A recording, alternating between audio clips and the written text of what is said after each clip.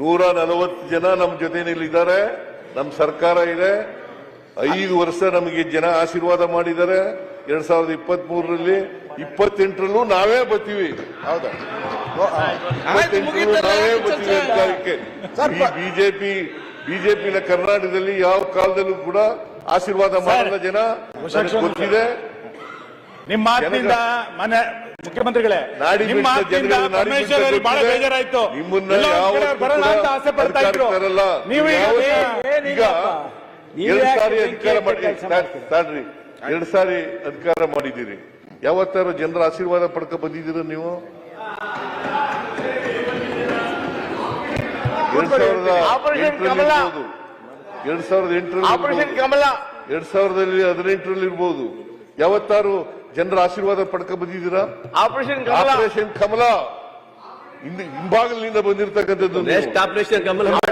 ಯಾವಾಗ ಜನ ನಿಮ್ಗೆ ಆಶೀರ್ವಾದ ಮಾಡಲ್ಲ?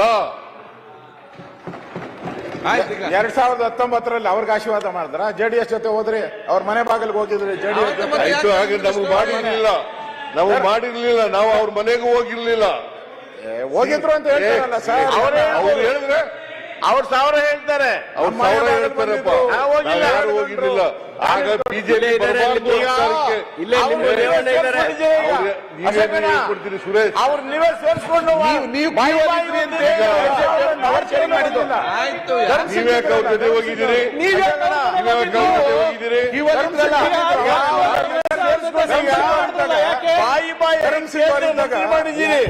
ಬಂದಿರಲ್ಲ ಅವಾಗ ಸರ್ಕಾರ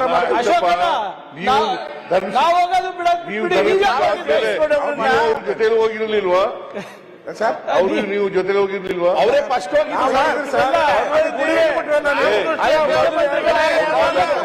ಯಾರು? ಏನ್ ಸರ್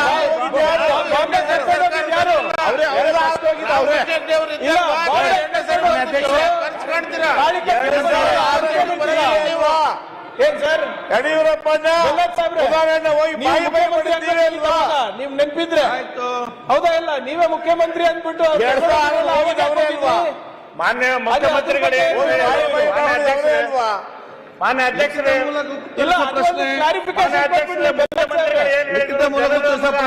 ಆಶೀರ್ವಾದ ಮಾಡಿದ್ದಾರೆ ಅಂತ ಹೇಳಿ ಲಿಖಿತ ಮೂಲಕ ಉತ್ತರಿಸುವ ಕಾಂಗ್ರೆಸ್ಗೆ 5 ವರ್ಷ ಆಶೀರ್ವಾದ ಮಾಡಿದ್ದಾರೆ. ಹೈಕಮಾಂಡ್ ಅವರು ಮುಖ್ಯಮಂತ್ರಿಗಳಿಗೆ ಆಶೀರ್ವಾದ ಮಾಡಿದ್ದಾರೆ, ಪ್ರಶ್ನೆ ಮಾಡಲಿಲ್ಲ. ದಿನಾಂಕ 15/12/25 ಮಾಡಿದ್ದಾರೆ, ಇಲ್ಲ ಹೇಳಿಲ್ಲ. ಜನರು 5 ವರ್ಷ ಮಾಡಿದ್ದಾರೆ ಕಾಂಗ್ರೆಸ್ ಪಕ್ಷಕ್ಕೆ. ನಿಮ್ಮಲ್ಲಿ ಅಧ್ಯಕ್ಷರಿಗೆ ಯಾಕೆ ಜಗಳ ನಡೀತಾ ಇದೆ? ನಮ್ಮ ಪಾರ್ಟಿ ವಿಷಯ ಬಿಡಿ ಸರ್. ಜನ ಆಶೀರ್ವಾದ ಮಾಡಿದ್ದಾರೆ, ನಾವು ಮಾಡ್ತೀವಿ. ಜನ ಖುಷಿಯಾಗಿದ್ದಾರೆ, ನೀವು ಖುಷಿಯಾಗಿಲ್ಲ ಅಷ್ಟೇ. ನಿಮಗೆ 5 ವರ್ಷ ಮಾಡಿದ್ದಾರೆ, ಹೊಟ್ಟೆ ಕಿಚ್ಚು, ಅಸೂಯೆ, ಹೊಟ್ಟೆ ಕಿಚ್ಚು. ನಿಮಗೆ 5 ವರ್ಷ ಮಾಡಿದ್ದಾರೆ. ನಾವು 5 ವರ್ಷ ತುಂಬಿಸ್ತೇವೆ. 28ರಲ್ಲಿ ಚುನಾವಣೆಯಲ್ಲಿ ಮತ್ತೆ ಗೆದ್ದು ಬರ್ತೀವಿ, ಮತ್ತೆ ನಾವು ಅಧಿಕಾರ ಮಾಡ್ತೀವಿ. ಯಾವ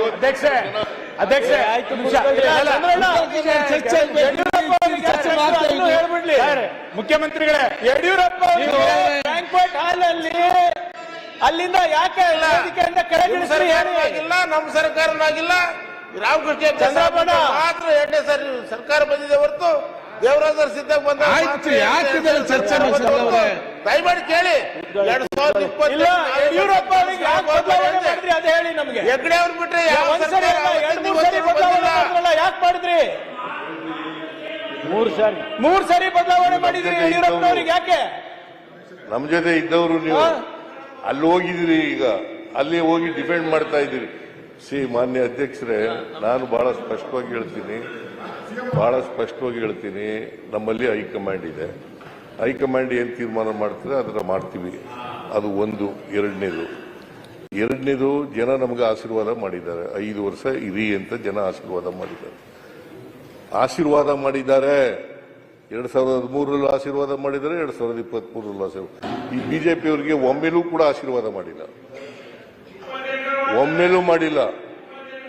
ಇಲ್ಲಿವರೆಗೂ ಮಾಡಿಲ್ಲ, ಮುಂದೇನೂ ಮಾಡೋದಿಲ್ಲ, ಮುಂದೇನೂ ಮಾಡಲ್ಲ. ಇವರು ವಿರೋಧ ಪಕ್ಷದಲ್ಲಿ ಶಾಶ್ವತ ಏನಿಲ್ಲ. ಸಂಖ್ಯೆ 28ಕ್ಕೂ 100 ಸೀಟು ನೀವು ಅದಕ್ಕಿಂತ ಕಡಿಮೆ ಬರ್ತಾರೆ. ಯತ್ನಾಳವ್ರೆ 28ಕ್ಕೂ 100 ಸೀಟು. ಯತ್ನಾಳವ್ರು ಯಾಕೋ ಸುಮ್ನೆ ಕೂತಿದಾರಲ್ಲ? ಏನು ಮಾತಾಡ್ತಾ ಇಲ್ಲ. ಹೊಸ ಪಕ್ಷ ಸರ್. ಯಾಕೆ ಕೂತ್ಕೊಂಡು ಮಾತಾಡ್ತೀರಮ್ಮ? ಅವರು ಹೊಸ ಪಕ್ಷ. ಯತ್ನಾಳವ್ರು ಹಿಟಾಚಿ ಅಂತ ಆ ಸಿಗ್ತಾರೆ. ಹಿರಿಯರನ್ನ ಮಾತಾಡ್ತಾರೆ, ನೀವ್ ಯಾಕೆ ಕೇಳಿ?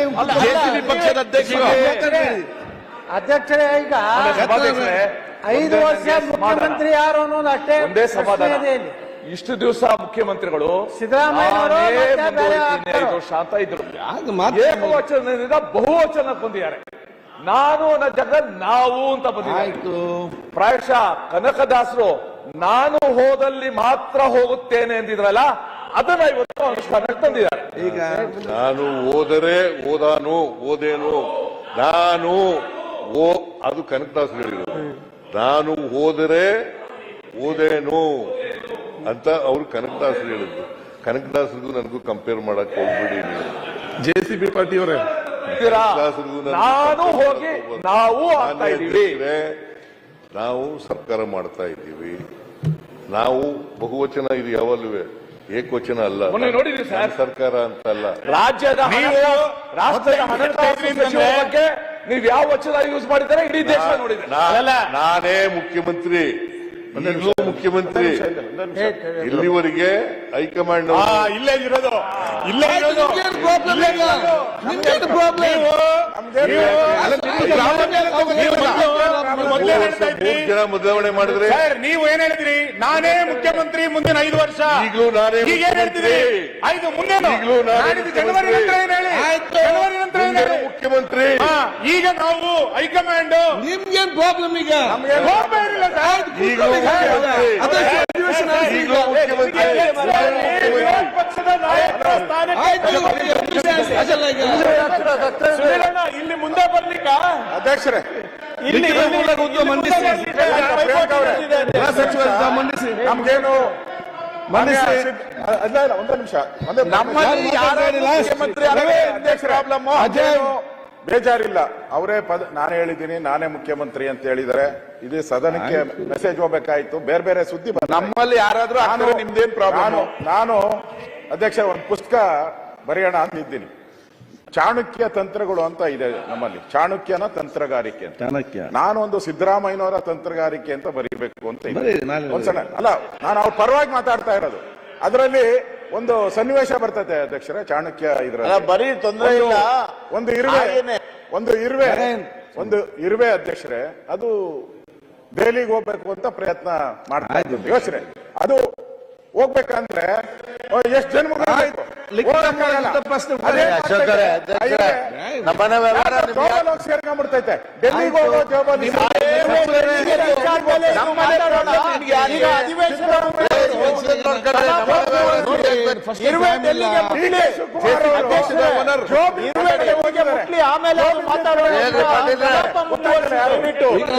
ಮುಂದುವರಿಸಬೇಕಲ್ಲ. ಅವ್ರ ಜೊತೆ ಆಯ್ತು ಸ್ವಾಮಿ ಸರ್. ಮಾನ್ಯ ತಂತ್ರಗಾರಿಕೆ ಮಾಡೋದ್ರಲ್ಲಿ ಒಂದು ಬುಕ್ ಬರೀ. ಪುಸ್ತಕ ಬರೀರಿ, ಆಮೇಲೆ ಮಾತಾಡೋಣ, ಚರ್ಚೆ ಮಾಡೋಣ. ಫಸ್ಟ್ ಪುಸ್ತಕ ಬರೀರಿ. ಫಸ್ಟ್ ಪುಸ್ತಕ ಬರೀರಿ, ಆಮೇಲೆ ಮಾತಾಡೋಣ. ಪುಸ್ತಕ ಬರೀರಿ, ನಾವೆಲ್ಲ ಓದೋಣ. ಲಿಖಿತ ಮೂಲಕ ಉತ್ತರ ಪ್ರಶ್ನೆ. ದಿನಾಂಕ ಪರಮೇಶ್ವರ್ ಅವರೇ, ದಿನಾಂಕ 15/12/2020. ಮಧ್ಯಪ್ರವೇಶ ಮಾಡ್ರಿ.